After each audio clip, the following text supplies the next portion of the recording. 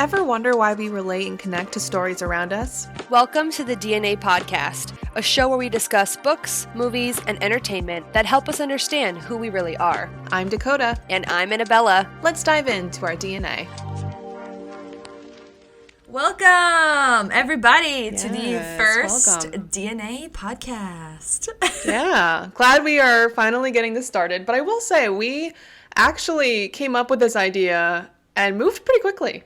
Oh my God, yeah. I feel like we joked about it for like a couple weeks, and then it was just like, boom, now we're recording.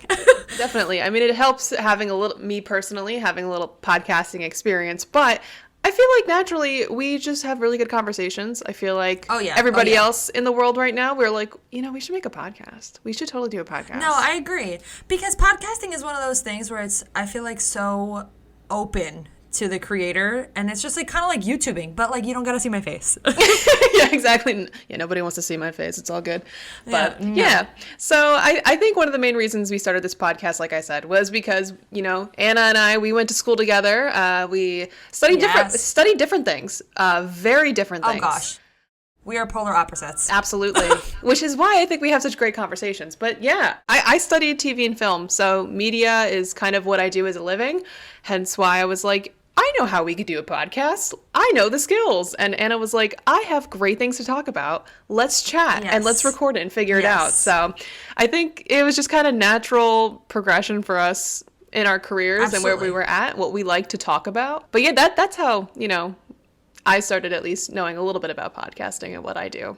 I am an avid podcast listener, if that does anything for us. I have no expertise in TV film other than literally watching you, and everything I know is because of you. I was a psych major and criminal justice major in college, and I feel like that definitely contributes to nothing other than posing a lot of fun questions, because the two backgrounds I feel like are so different. So like my view of the world is so crossed. Like they're so like, it's like mixed, because I have the psychology side that's like constantly making me ask these like questions, and then I have my criminal justice like rigid side, and then who's TV film. We just have so many aspects of how we think, and so this was a cool way for us to blend it all together. Yeah, definitely. But I think that's why we also balance each other out pretty well. And I think hence kind of also the talk about this podcast was you and I just started thinking about forming like a random little book club, and we were like, hey, we should, we live like 2 hours away from each other now. Yeah. Yep.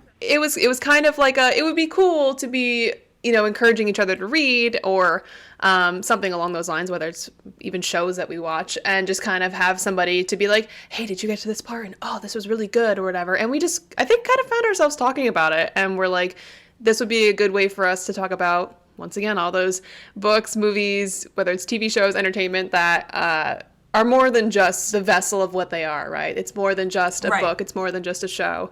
It actually has some deeper meanings. So I think that kind of naturally brings us to today's episode. What are we talking about, Anna? Yes. So we are talking about the first book that I actually decided to read with our little like book club. Yeah. It's called The Humans by Matt Haig.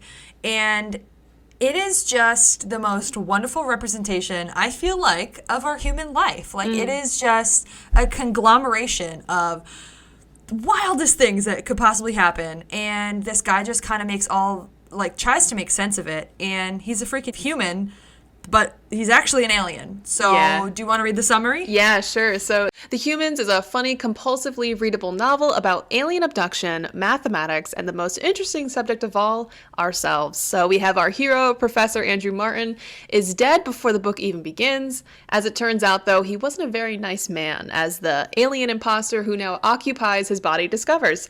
Sent to Earth to destroy evidence that Andrew had solved a major mathematical problem, the alien soon finds himself learning more about the professor, his family, and the humans that he never expected. Yes. So to translate, math teacher essentially finds out way too much about mathematical problems that would reveal aliens. And so this one life form comes down, takes the place of Andrew Martin, and is essentially sent there to wipe out any evidence that this mathematical advancement ever came to be. But in doing so, he dived into the human experience and quite frankly fell in love with it. And so that's what brings us to all these questions that we have today, is because as this alien is literally experiencing human life and human emotion and feelings and pain and things like that for the first time, it really puts into perspective what we literally go through as humans every day. Like, it's just, it blew my mind. I don't know about you. Yeah, and I think it also, what was really great about this book is it really shed light onto, I think, all the like tiny things that we just do naturally as humans. Oh my God, yeah. Things that we take for granted, things that we do when we don't know why we do, but we do them anyway. And it was a really good kind of story that allowed you to take that like third party view and take a step back and be like, why do I do this? Why do I, you know, and to be fair, I read a book by Matt Haig previously, which I hope we get to maybe talk about this on the podcast sometime. It's called Midnight Library, and I loved that book so much. So I was really excited to read this. I really liked this one too. I think the concept was really original, and it was just good. I think it was just a really good, feel-good, reflective piece about who we are and what does it really mean to be a human, which I think is a question that, you know, people spend their whole lives trying to figure out, right? Which, to be fair, if you're listening to this, we don't have the answer. We're just talking about it, so. Oh, gosh, no. We have arrived at zero conclusions. This is not a conclusive episode. Absolutely not. This is a kind of like, wow, this is where we're at type of thing. There is no advancement made here, so don't get your hopes up. We're not answering life's questions. We're just questioning them further, I think. Well, and that's the biggest part of it, right? I mean, which one of the things I took away from the book is that, like, there are a lot of things that just kind of like happen and just are the way that they are. And I think as somebody in this perspective of an alien who's very like logical and mathematical, there's not always like an answer for how you feel about things or why you feel compelled to be good or to be, you know, a loyal partner. Like there's a lot of things that just don't have an answer. You just kind of have to delve into the mystery. So you know what? I think that's a good thing. I think it would be weird if we started the first podcast being like, well, you know what? We have the meaning of life here, so buckle up. No. Yeah. No, I agree with you. Yeah. And I think you hit the nail on the head. It just, that third party view, there were certain parts of this book where I literally thought I was reading about myself because he has this, like you said, this rigid mathematical brain. And sometimes that's literally how I think in life. I'm like, okay, cause equal effect. Boom, boom, boom. Like this is how my life should go. And then when shit doesn't go that way, you're sitting there like, what did I do wrong? Why? Oh my God, I'm experiencing this. Why am I experiencing this? And this whole book kind of goes through this ebb and flow of him trying to understand, like, why did that just happen? Oh, okay. Oh, you communicate this way? I can't just tell you how I feel. I have to do weird body language and roll my eyes in a certain type of way and influx my words for you to understand the gist. Yeah. Oh, okay. And it's just like you're sitting there and you're like, wow, as humans, it's really not this rigid experience, which is what he comes from. He's an alien. So he literally comes from no emotion, no feeling, this hive mind where you have everything you ever need at your fingertips. And it's just, this is what I want. This is what I get. This is what I think. This is my action. This is the outcome. There's no deviation. Whereas humans have this, and he kind of touches on it, and that's one of my points for today, is this free will aspect that while it's beautiful, it allows for that ebb and flow because you could be like, Anna, we're going to the park today. And I'm going to be like, I'm good. No. Whereas in his world, it's, Anna, I want to go to the park today. Okay, we go to the park today. Right. It follows that train and so there's no evolution, there's no change, there's no hardships, there's nothing. It's just this stagnant life of easy living. And honestly, it's a luxury, what it seems like, but, you know, I wouldn't, now looking back, I don't think I would take back our human experience. I don't want what he had. Oh, yeah. And I think that that's kind of the whole point of the book, right? I think it's really easy to look at our lives and to pick it apart and be like, I wish it was so simple. I wish we could just do X, Y, and Z and just not worry about this. I wish we could just say, I want to be in France and just be in France. One of the things that I wrote down that I thought was really funny was, because I think about this all the time. I think about what it would be like if we didn't have to drive our cars. I think about all the time. Oh my God. I think about autonomous driving, right? Where it's almost like a subscription service. Alec and I literally talk about this all the time, where you pay like an Uber service once a month. Yes. You set what time to pick it up. A car picks you up, takes you to your destination. There would be no traffic. There would be Hell yeah. no potholes because everybody's driving in an autonomous vehicle. Yes, love that. Whether it's like, you know what, I have 20 minutes on a car ride, I'm going to call my friend and see how they're doing because I can actually have an engaging conversation and not just be distracted and get into a car accident. There would also be no car accidents. So anyways, I think about this all the time. So when the alien in Andrew Martin's body says, it's so funny how humans still waste so much time because they still have to actually drive to their destination instead of just being like, I want to be there. And I was like, oh yeah, like if that is something we can achieve, that would be great, right? But I also, oh my God, yeah. I also think too about, sure, obviously who knows if that's in our future, in our lifetime, let alone, right? But I also think of the times that I've had in a car ride where you and I, for example, in college, we would literally spend our Friday nights blasting music and just driving around town and just singing and just having, it's some of the best memories I've ever had in my life, driving in a car, being in a car ride. And Yeah. I think that's kind of what this book is all about. It's like, yeah, things would be better if they were like this, if we were technologically advanced and we were logical and just always on the next, biggest thing. But I think it takes away from the human experience of driving in a car and just enjoying the ride. That could be taken one way or another, but Right. Because in my opinion, like what I take away from that is that everything in our human lives is quote unquote like an experience, right? Whereas his view of it is it's just transportation. Yeah. But to us, we attach this emotional memory of being with each other, of creating a memory, of listening to music that resonates with us. And it's not about just the destination. It's physically about that ride because it's that therapeutic moment we're having for each other. And so that's what's so funny, because I agree with you. Our lives would be so different if and you and I definitely resonate with this. We've lived far from home for God knows how long now. Yeah. You know how much of our lives we would get back if we had this autonomous driving? You are literally Dear home God. every other weekend for somebody's birthday party because your family is so large. Yeah, the amount of time you would get back would be insane. Literally. I think I would reverse age a little bit. I think I might be like 14 still, actually, or something crazy. Like that's how much insane. I've spent driving. But I think that was a point of the book where, that was obviously towards the very beginning because, of course, this alien, he's sent to Earth for one thing, is basically this person's body he's taken over has completed, like we said, this mathematical problem that is essentially needs to not be known to anyone. Otherwise, I guess they don't want the world to progress. I forget the actual reason, like why. Yeah. But his mission is he needs to make sure that anybody who knows about this mathematical equation is like eliminated because it can't get out because they can't. Humans aren't ready to advance. Like that's kind of this guy's mission, right? So it's interesting, those first few chapters of him like looking around and like trying to understand the basics of humans and to be fair, he was taught, based off his planet, he always thought that like humans are greedy, right? Humans will do anything if they have the opportunity, if it's for self purposes, right? Right. And he emphasized violence, hardcore. Yeah, very violent, which to be fair, I think some of the things he was saying were true.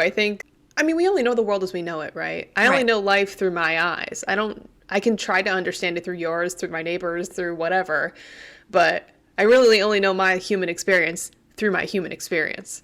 So I'm naturally going to be biased in a lot of ways. And sure, I'm going to probably make decisions that are probably more in my favor because it's my life, right? Yep. So I think there were some points that the alien was kind of referring to in the beginning of, sure, humans are violent and they are selfish and they're greedy and they're not good. And obviously, as we read the book, you find out that's not always the case. But it was interesting, the first impressions. I agree. And I also thought it was a little hypocritical of himself to be honing in on this like fact that these humans are selfish, greedy, and violent, yet he himself has been sent there to be selfish and to wipe out any technological advancement that these humans could ever have, and to wipe out humans, like to physically kill humans. So he's sitting there, and I'm just like, what are you sitting here trying to tell me I'm violent? Yet you've been sent here on a mission to wipe out like so many things that would have been vital to human life. Like I just, But I'll be honest, I didn't even think about that. He basically was like a mafia head. Being God, hey, I got to come to Earth and just whack some people out. Yeah, that's actually kind of true when you think of it like that. Yeah. It blew my mind. But regardless, he does have the progression and he meets, this his quote unquote family, which he's never technically had. He's only had like a hive mind type situation at the alien life place that he came from, which was Vonadendra. So I don't even know something like that. Yeah. So he integrates with his first quote unquote family, which obviously he has a wife and a son, which is a whole slew of relationships. I feel like that is difficult. And not just a son, a teenage son. Oh God, an angsty teenage son. Angsty teenage son. So if you weren't from this planet, just trying to get around that ideal is a journey in of itself. Yeah. Yes. And so one of my questions that, stuck with me while I was reading was about this aspect of love that he encounters for the first time meeting his wife, which in the book, her name is Isabel. And I have a little quote here from the book. It expresses it perfectly, and it also just made me think about it on such a different level. So as he's interacting and seeing and meeting Isabel and communicating with her for these first couple times, he does start to fall in love with her. And not because Andrew Martin, the man who he took over, loved her, because it is his physical body, but the mind and everything else is this alien. So it's him just explaining what love is based on his experience so far. And so I'm going to read you a little excerpt that I highlighted from the book. So it says, "She had stuff to give, but it was ungiven. It was locked away." And he's referring to her love and emotion in this point. "And I felt an incredible excitement at being able to witness the love reemerge inside her. The kind that could only be possible in someone who was going to die at some point in the future, and also someone who had lived enough to know that loving and being loved back was a hard thing to get right. But when you managed it, you could see forever." And that part at the end, you could see forever. And he goes on to say it a little bit more. In the next paragraph, he says, "Love was a way to live forever in a single moment." And I read that and I was, listen, I'm an emotional person.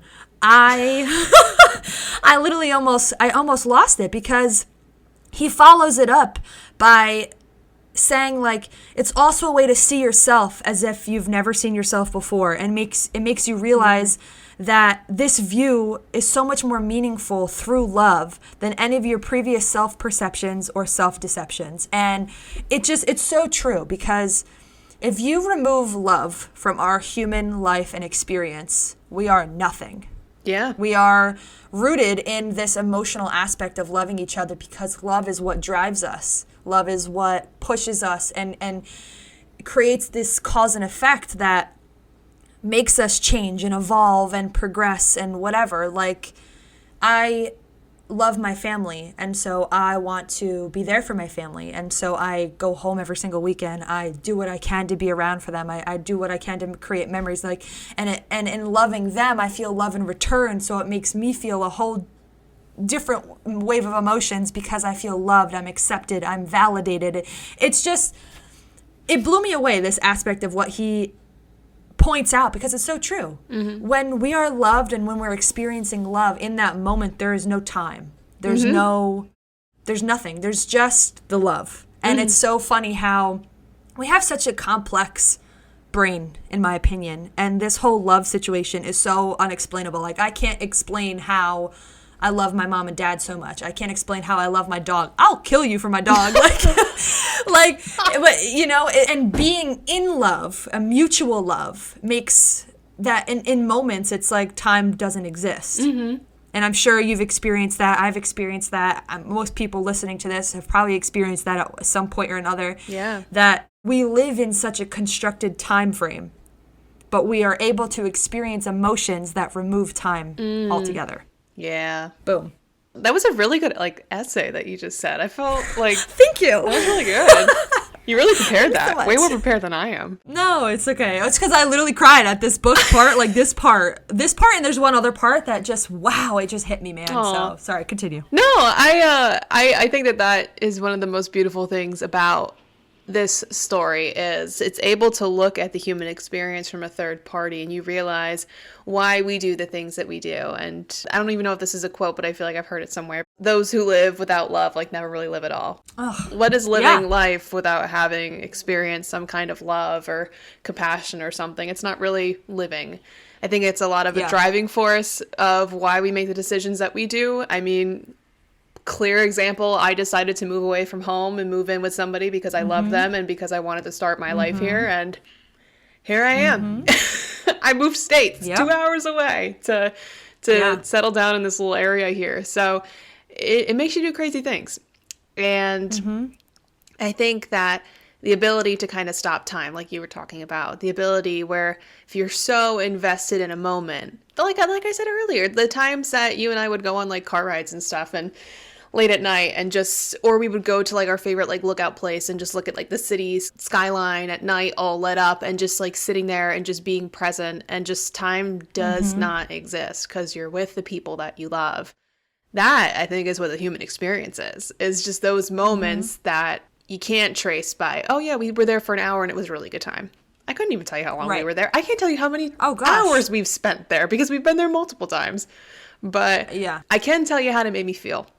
And I can tell you what I got away from those experiences. And that, I think, is the bigger lesson that Matt Haig tries to, convey through this story, is that it's not always just the black and white, right?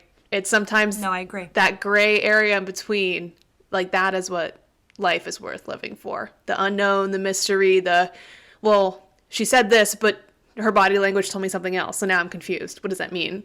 Yes. So all those little cues in there, that's really what life is all about. I totally agree. I think you hit the nail on the head with the presentness, because the presentness is what allows the time to stop. And I think that that's just a crazy concept to think about, I also feel it's really hard to be present and be in the moment. Oh my God, yeah. I think you and I both struggle with this. As roommates in college, I think even though we are very different, I think we're both very driven. Like, we're very future oriented. I think we think a lot about our future. What can I do now to guarantee or help me get something in the future, right? And I think that stops us from being present in the moment and enjoying the moment, because it's hard. It's hard not to think, oh, well, tomorrow I got to do this and I got to run to the store, and oh, if they don't have that, then I got to run over here, and then next week I got a birthday party I got to go figure that, whatever. And then 5 hours go by when you could have been sitting with somebody filming a podcast or something, you know what I mean? Yes. Yeah. And I think he talks about this, and that's actually a perfect little segue into my second point, that humans are all about change. So his whole alien experience, there's no change. It's a stagnant life that there's no pain, there's no emotion, like we said before. And humans, quote unquote, thrive on this change.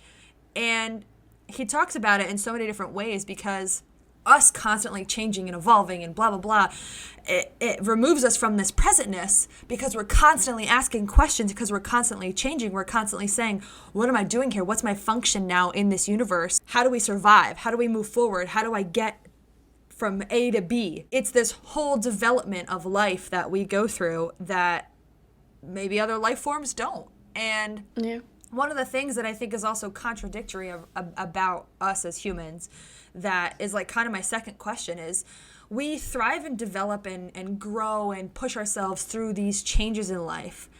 However, when we are faced with too much change or abrupt change or whatever, we don't like it. And he takes a whole chapter. And I love his book because the chapters could literally be a page. And so the one chapter was called, I think it's called Mad People. And it literally talks about how in a previous chapter, he says blatantly, humans progress and thrive through change. We ask ourselves, what are we doing here? What's my function in the universe? But if we're posed with too much change or too much outside of the ordinary, he goes on to this Mad People chapter where he says that humans don't actually like anything that's against the conformity of what we're comfortable with. And he uses it in comparison to mad people who are sane, because sanity is quote unquote living within this rigid guideline, right? Sure. Yeah. And conforming to the rules, wearing the clothes, talking the talk, acting the way. Right. But, if we don't push ourselves beyond the boundaries, we don't grow. And so this whole book kind of plays on that, because this man, Professor Andrew Martin, literally pushes those boundaries. He pushed them. He broke the code. He broke the math. Yeah. And it's too much for humans to handle. And so it's kind of like this ebb and flow that's supposed to be happening through human life, but the aliens are stopping it. because it's too much for us to handle. And so it's just, I don't know, I think the contradiction is weird because it's true. Like, if you and I didn't push ourselves and have that attitude of being like, what's coming next? What do I got to do? Like, the future. And we didn't constantly question ourselves, like, what's my goal here? What's my this? And try to change, how would we progress? And you and I as individual humans are progressing in our small bubble of life. Yeah. But if we were to try to engulf larger change on maybe a universal level, are we ready for that? And I don't think we are, because maybe now we are. Who knows? Yeah. All I'm saying is we give pushback as humans. We're like, we're ready to change. We're ready to flow. I want to, like, do better for myself. Like, you know what I mean? Like, we're constantly trying to push the envelope. But then once it's pushed too far, we're like, whoa, hello here. It's different than being like, oh, I have some things I need to work on. I'm going to go to therapy. Versus something tragic happening to you that completely alters who you are, forcing you to have to go to therapy and work on stuff. I think there's a difference in voluntarily putting in time and effort into making change, because you're the one behind the wheel, right?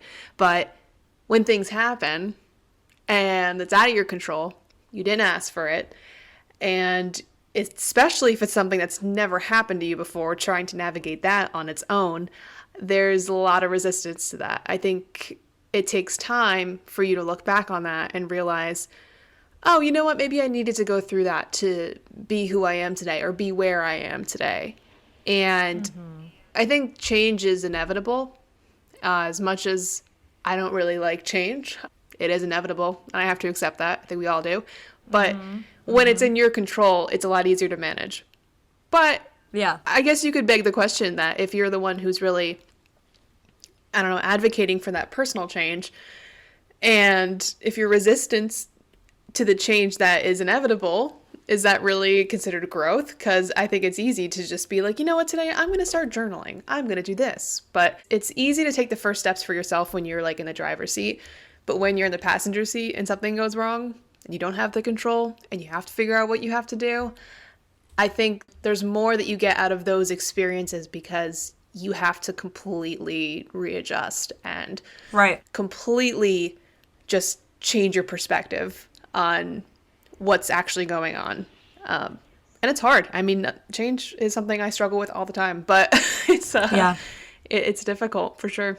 Yeah, no, I agree. And I don't know, I think that if certain life events, though, I agree with what you said, if they didn't throw me in that passenger seat and be like, listen, girl, you've had control for too long, you know, I don't think my growth as a person would have happened. Yeah. Yeah, it's weird. It's weird because I think that there is this weird aspect of pain throughout human life, that the pain that we surround ourselves in through human life and our experiences and whatever, it's the only thing that drives us. So I don't have the page number or anything. Really sorry, guys, because I read on Kindle and these page numbers are so inaccurate.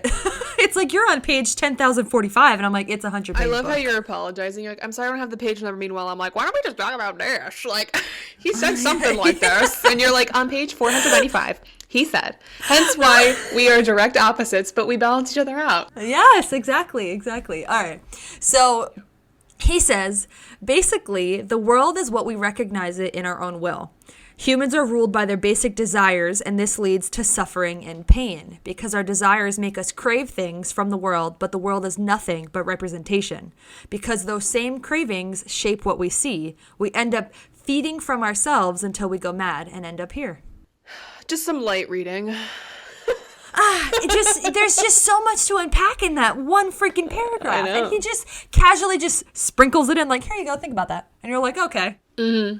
Like, let me just cry myself to sleep tonight about human life. It's fine. Yeah, I will say, I remember reading that, and I've met a lot of people in my life who have the mentality of thinking that life is pain and life is suffering, and that's just how it is. And like, I have to disagree with that. I think it's a part of it, and I could be naive. I'm still young, right? But I think there's also, in the same token, there's a lot of good in the world. You have to just find it.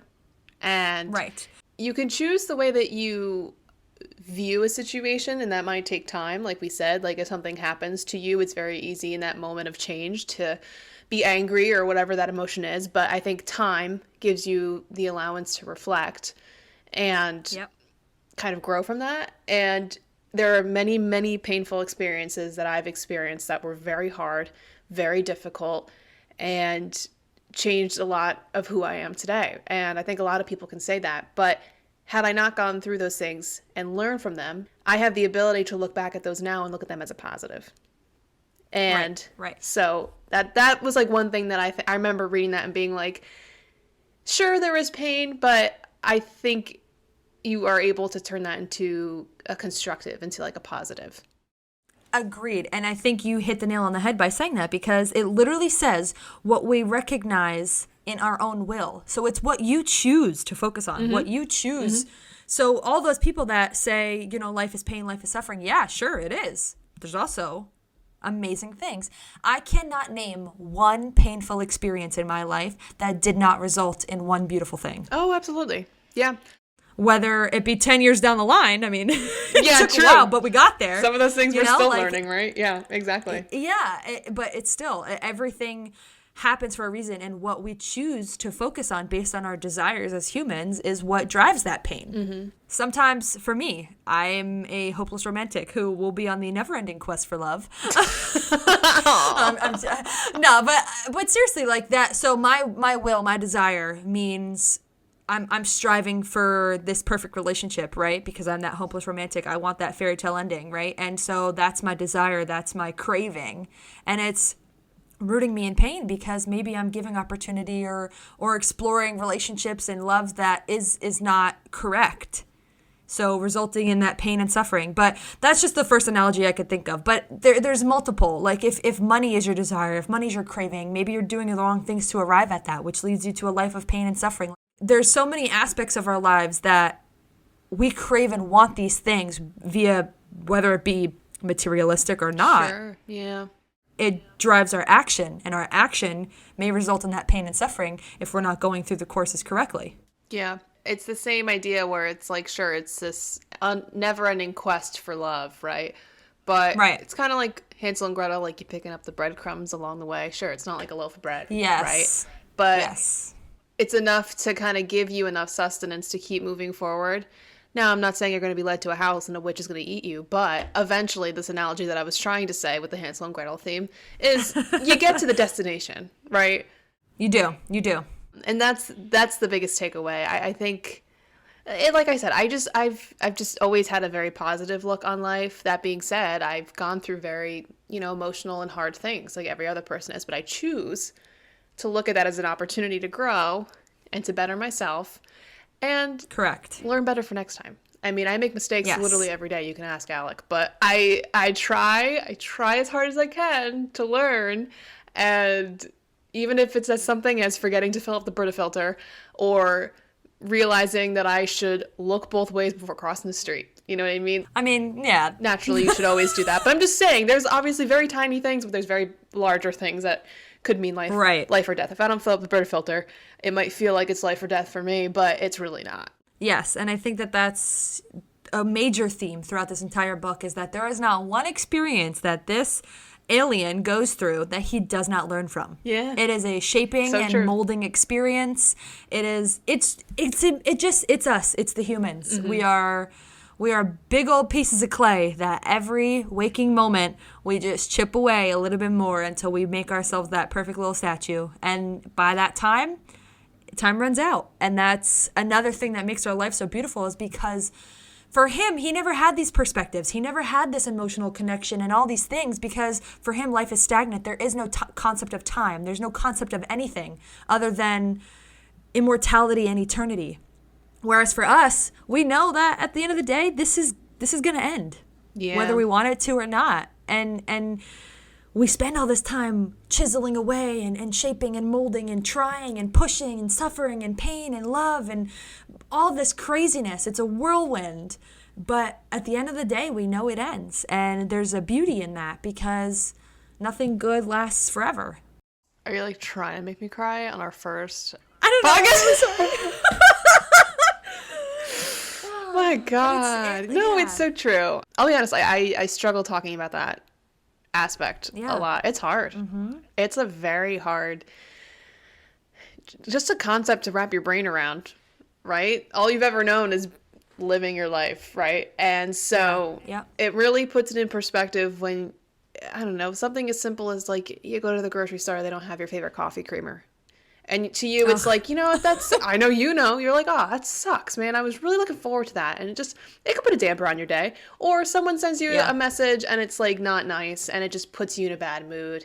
And it's like, oh God, I just ruined my day. That's a whole day of your life wasted of you being crappy. And obviously, I'm not saying you should be positive and be like, oh, hee, whatever, life moves on. Toxic happiness? Yeah. What is that, toxic positivity? Oh, yeah, that should be another podcast episode. That's a good one. I'm going to write that down. But what I'm saying is it's put a lot of things in perspective for me, I think. And I'm not even that old, obviously. Neither are you. But I think certain things that have happened to me, it's really put in perspective to be like, is this worth my energy to be upset and ruin my whole day? Can I try to at least move past this in a healthy way and enjoy the time that I'm having? Because I don't know, like, not to be morbid, I could go get the mail right now and get hit by a snowplow. I have no idea. Okay, can we not? I'm just saying, it's totally a thing though. I could die when I'm 94. I have no idea. I have a really hard time wrapping my brain around that. That's why whenever I say goodbye to whether it's Alec or my friends or my parents, I always say I love you, because I mean it. Always. I mean it. Yeah. And I think that life is short. It's the longest thing we'll ever know, but it's short. Yeah. And trying to make the most of that human experience, I think, is key. And you could spend your whole life wondering, you know, what is the point? Like, why am I here? Like, what's my reason for being on this earth? And that could be a whole nother conversation. But as long as you're happy and you're not hurting anybody around you and you're enjoying your life, who cares? Who cares? Right. Enjoy your life. Right. Life is short. Do things that are going to make it worthwhile, you know? I think that this year has been the most transitionary year of my life in changing that perspective for me, because I never saw it that way until this year. I had this moment where I literally woke up one morning, and it was actually prior to reading this book. This book just drove it home for me. Oh, yeah. I was just like, what am I doing? I'm focusing on this little coffee creamer moment can't ruin my day. Mm-hmm. And I think what hit me was like, I look at myself in the mirror, and every day I seemingly look the same, right? But, you know, I go home after not being home for maybe a month, and that's a big gap of time for me. And, you know, my niece and nephew grew 4 inches. I know, My mom and dad wrinkled up a little bit more. This year alone has just been the year that I woke up and I was just like, oh my God, I gotta start appreciating. I gotta start taking it in, because mom and dad ain't lasting forever.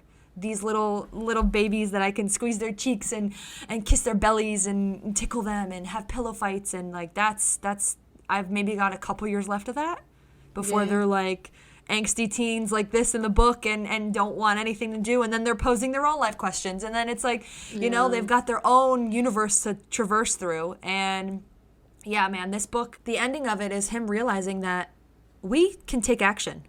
We can literally do whatever we want. Mm-hmm. If I'm not happy in this present moment, I can physically do something to either change my situation or change how I'm feeling in that current moment. And that will help us live more in this present moment. And, you know, at the end of the book, he literally says, oh, you know, I can just get up and go do what my heart is desiring to do. Mm-hmm. And he just does. Yeah. And I think that is so important to see in the book and in life, and just to have that wake up moment like I did. Like the end of the book, I was sitting there, I was like, oh my God, I can literally just get up right now and go. Yeah. There's nothing holding me back other than my mind.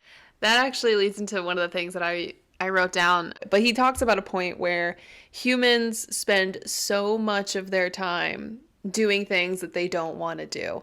And then when they don't have to do those things, they do other things that they don't want to do because they feel like they have to.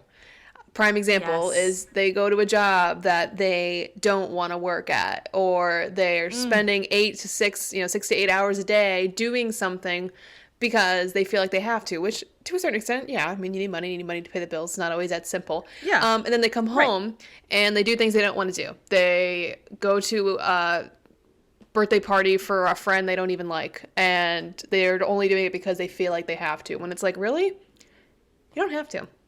And obviously, like I said, we all have to work, right? We all have to pay our bills so we can afford to live someplace and provide for, our family members or ourselves or whoever, furry friends. And that's important, but I think it's important what you do outside of those things too, because that really makes up who you are. I mean, I'm lucky to work for a job that I actually enjoy and it's in my field, right? Yeah. But there is more to me than my job, right? There's things that I like to do outside of my job. And if I'm not filling my free time with the things that I actually want to do and enjoy doing, I'm not living my life. I'm just doing whatever the society, which you mentioned at the beginning of this, is like the sane boundary of like what I should be doing and how I'm supposed to be doing it. So that was one thing that I think was just the overall thing where I was like, yeah, why do we spend so much of our time doing things we don't want to do? Like literally today, like it's a Saturday, right? This podcast thing, I was so excited, and I still am excited for it. Oh, stop but it. But like Me I too. was like all day, I was like playing around with like some music for the intros, and I was like, ooh, this sounds so cool, like this. And I was like writing an outline, and I was like excited, and it was like firing whatever, neurons in my brain, and it was just fun. And that's what we should be filling more of our time with if we're able to, right? So I think that this is a good summation. Like I think that every single day, like I said, we're this big old lump of clay, right? And we keep chiseling away. And, society does have a role on what we chisel at. It has a role on what we think about. And, at the end of the day, we create this little avatar. And if we don't like that avatar, there was this, actually it was a TikTok, I think, that just went viral. It was of an interview that Jim Carrey did a while ago because he has suffered from some severe depressive disorders and other mental health issues that he speaks about now, because you look at it from an outsider's perspective, we're like, you're Jim Carrey, like you've got the world, you are the funniest man alive, you're this positive person, you're XYZ, right? But it's so easy to look at that from the outside looking in.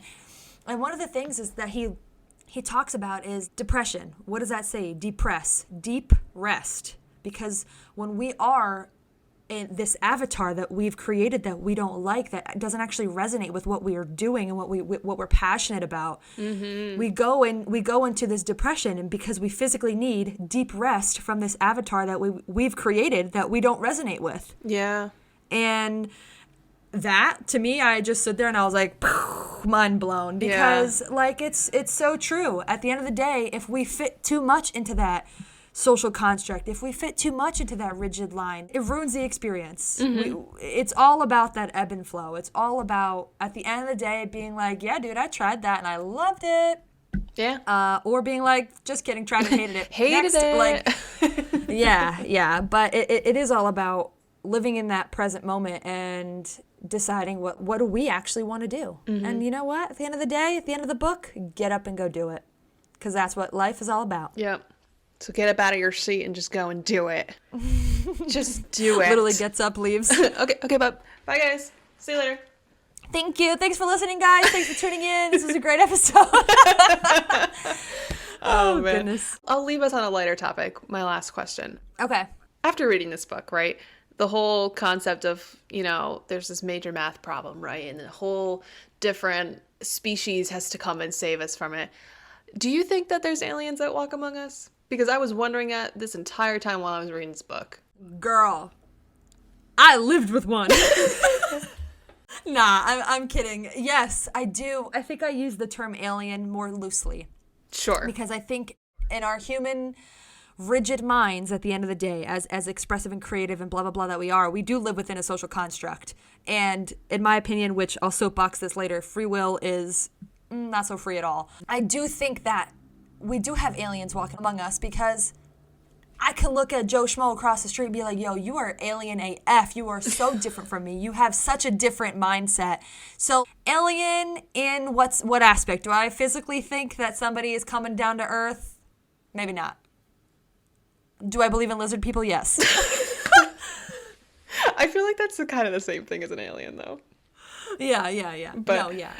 I left that open for interpretation because I agree. I think there's many people that I've met throughout my life, whether they're still there or they've come and gone, but I just like look at them and I'm like, how are you real? Yes. How are you a real human being on this earth? Because whether it's like things that happen to them are just like miraculous, or their way of living is so like matter of fact. Like if I just want to do this, I'm just going to do this. And then there's me that's like, well, what about all the details? What about that? And they're like, oh, I'll figure it out. I'm like, what do you mean you'll figure it out? Like, No, yeah. I can't do that. Gosh, my one friend has this phrase, it is what it is. And I physically can't live by that. That made my skin crawl. I'm too, right? Like I'm too rigid of a person. It's not what it is. I have control. Yeah. Maybe I'm a control freak though. I was going to say, this is probably, toxic trait of ours. Yeah. But I think that was a good takeaway from the book, though, right? Is that the whole change happens, right? Like we were talking about. You can resist it if you want, but it's still going to happen. Yes. Sometimes it is what it is. However, you can choose Right. to make that a productive growth experience, you know? So. Well, ladies and gents, maybe there's aliens walking among us, and this book just highlighted it for us to look at. But hey, you never know. Find me on Area 51. Just kidding. I will not be there. But She's storming the gates next week, Tuesday at 5 p.m. Everyone go meet her. Thank you. just bought my plane ticket. Thank you. Oh my gosh. But too yeah. much. All right. Well, let's wrap it up. Overall, let's say like out of 5 stars, overall opinion, what do you want to rate this this book, The Humans, Matt Haig? All right, I'm gonna be a little annoying. I'm gonna do like a 4.5.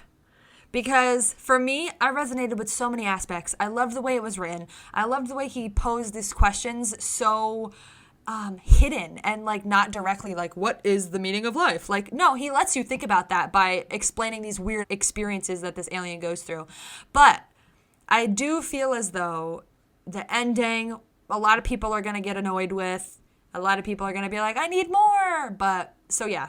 Yeah, I have to say 4 out of 5. The ending did play a good point to that, but I also like, it's a double-edged sword, right? My TV film brain is like, you don't always need the answers. Sometimes it's okay to leave it open-ended. And like, sometimes I'm like, that's BS. I'm sorry. But I really did like this book, and I tried to do it in like a non-biased way because I did read a previous book of his.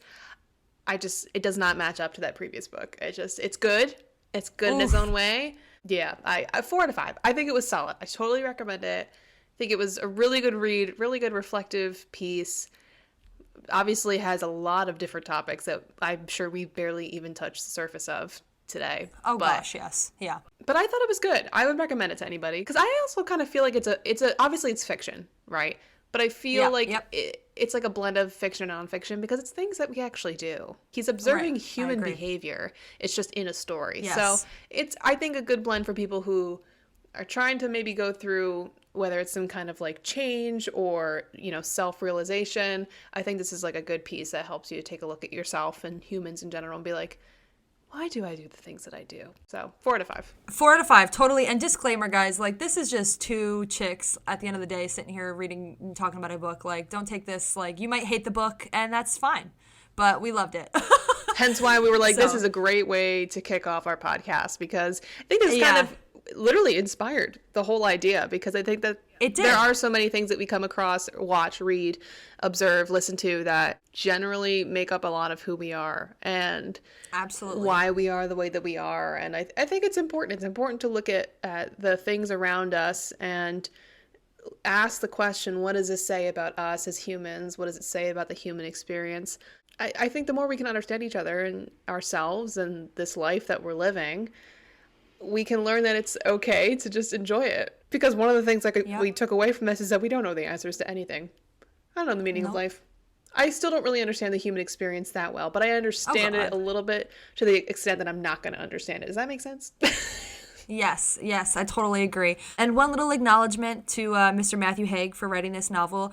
Don't skip the acknowledgement, guys. At the end of the book, it's actually really cool. He talks about how he wrote this idea for this novel and some of the aspects and what all of the emotions he experienced while going through panic disorder. And he physically says that, human life felt so strange to him because he was experiencing it from a whole different realm, which was that panic disorder. And so this whole book came to be. So give that little acknowledgement at the end a read, because, it puts a lot into perspective for the book and why he asked all these questions, because I don't sit here and think about that on a daily basis, at least in the method that he did. And so I just think that that's really cool, and to shine some light on, maybe the positives of mental health and, the crazy things that we go through, maybe some anxiety, maybe some panic, maybe some depression. It's normal. It's all about that human experience, man. And it's all about how you navigate it, right? I think that wraps up today's episode. So if you want to check it Yes. out, The Humans by Matt Haig. We got it on Kindle, but I'm sure you can find it in hard paper copy anywhere. If you guys are still listening, thank you very much. But if you have any questions, maybe that, we didn't touch on, or if, anyone's actually listening to this out there and you do have a question, you want to ask us something, we do have an email that you guys can happily send some of your questions to. It is the.dna.podcast22, because we established this in 2022, at gmail.com. So otherwise, you can find this podcast basically wherever you listen to podcasts. So there you go. Enjoy it. Listen up.